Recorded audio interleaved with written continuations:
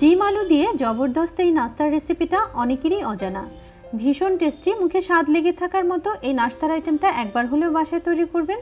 বাসায় তৈরি করলে দেখবেন পরিবারের ছোট থেকে বড় সবাই অনেক বেশি পছন্দ করবে। প্রথমেই আমি পরোটার জন্য খামিরটা তৈরি করে নিচ্ছি। এই জন্য একটা মিক্সিং বোলের মধ্যে দিয়ে নিচ্ছি 1 কাপ পরিমাণ ময়দা, 1/4 চা চামচ লবণ, 1/4 চা চামচের মতো চিনি। এখন এই শুকনো অবস্থাতে এগুলোকে আগে একটু ভালো করে নেড়ে মিশিয়ে নিব। মেশানো হয়ে গেলে এর মধ্যে 1 টেবিল চামচ পরিমাণ তেল দিয়ে তেলটাকেও হাত দিয়ে খুব ভালো করে এর সাথে মিক্স করে নেব। এভাবে যদি শুকনো অবস্থাতে তেল দিয়ে একটু ময়ান করা হয় তাহলে কিন্তু এই পরোটাটা অনেক বেশি খাস্তা হবে, খেতেও বেশি ভালো লাগবে। এই যে দেখুন মাখানো হয়ে গিয়েছে। এখন এর মধ্যে অল্প অল্প করে রুম টেম্পারেচারে থাকা পানি অ্যাড করে আমি একটা ডো তৈরি করব। পানিটাকে আমি একবারে না দিয়ে অল্প অল্প করে পানি অ্যাড করব, আবার এটাকে মিক্স করব। এভাবে যদি অল্প অল্প করে পানি অ্যাড করে ময়ান করে পরোটার ডোটা তৈরি করা হয় তাহলে কিন্তু এটা অনেক বেশি ভালো হবে এবং খেতেও অনেক বেশি মচমচে হবে, খাস্তা হবে। এই যে দেখুন ডোটা তৈরি হয়ে গিয়েছে। এখন এর উপরিভাগে সামান্য একটু তেল মাখিয়ে এটাকে একটা ঢাকনা দিয়ে ঢেকে রেস্টে রাখবো 10 মিনিটের জন্য। এখন অন্য একটা মিক্সিং বলে আমি একটা সিদ্ধ মিডিয়াম সাইজের আলু নিয়ে এটাকে খুব ভালোভাবে গ্রেট করে নিয়েছি। শুধু আলু দিয়েও কিন্তু এই পুরটা তৈরি করে নেওয়া যায়, তবে এটাকে একটু বেশি টেস্টি করার জন্য একটা সিদ্ধ ডিমকে নিয়ে এটাকেও খুব মিহিভাবে গ্রেট করে এর সাথে অ্যাড করে দিচ্ছি।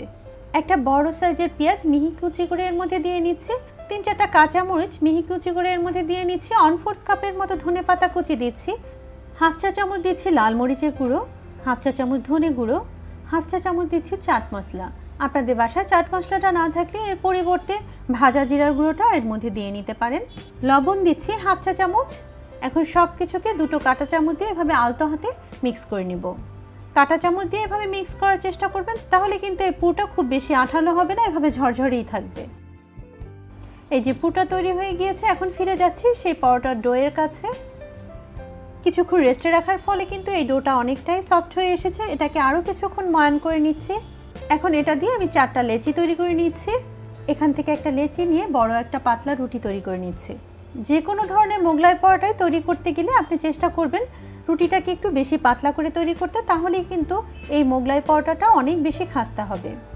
এই যে দেখুন আমি একটা বড় সাইজের পাতলা রুটি তৈরি করে নিয়েছি। এখন এই রুটির ঠিক মাঝ বরাবর ডিম আলুর পুরটাকে দিয়ে নিচ্ছি। আমি যেহেতু আজকে 4টা পরোটা তৈরি করব, তাই পুরটাকেও 4টা ভাগে ভাগ করে নিয়ে এখান থেকে একটা ভাগ দিয়ে নিচ্ছি আর রুটির চারদিকে একটু পানি লাগিয়ে দিচ্ছি। এখন দেখুন কিভাবে আমি রুটিটাকে মোগলাই পরোটার মতো ভাঁজ দিয়ে নিচ্ছি। প্রতিটা ভাঁজ দিয়ে এটাকে হাত দিয়ে খুব ভালো করে চেপে চেপে সিল করে দিতে হবে, নইলে কিন্তু যখন এটাকে গরম তেলে ভেজে নেবেন তখন এর ভাঁজটা খুলে যেয়ে ভিতরে পুরটা বের হয়ে আসবে। এই তো একটা নাস্তা তৈরি হয়ে গেল। একইভাবে সবগুলো নাস্তা তৈরি করে নিয়েছি। এখন এগুলোকে ভাজতে যাব।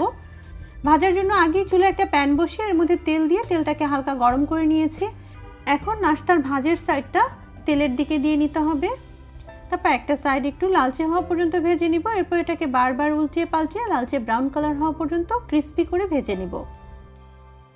এই তো তৈরি হয়ে গেল ভিন্ন রকমের ডিম আলুর মোগলাই পরোটা। বাসায় তৈরি করে দেখবেন, এটা খেতে সত্যি অসম্ভব মজার হয়ে থাকে। সন্ধ্যা কিংবা বিকেলের চায়ের সাথে পরিবেশনের জন্য ভীষণ মজার একটা আইটেম।